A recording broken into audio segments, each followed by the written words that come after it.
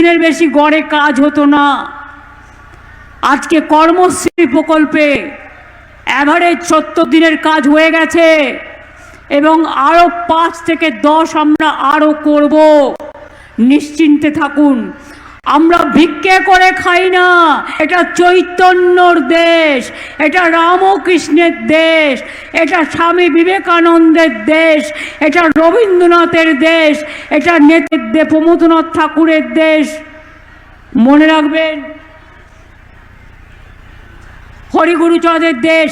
এটা মনে রাখবেন যে এটা হচ্ছে আমাদের অনুকূল ঠাকুর বলুন, লোকনাথ ঠাকুর বলুন, আমাদের মন্দির বলুন, মসজিদ বলুন, গুরুদ্বারা বলুন, গির্জা বলুন, চৈতন্যদেব শান্তির বাণী নিয়ে এই নদিয়া জেলায় পদার্পণ করেছিলেন।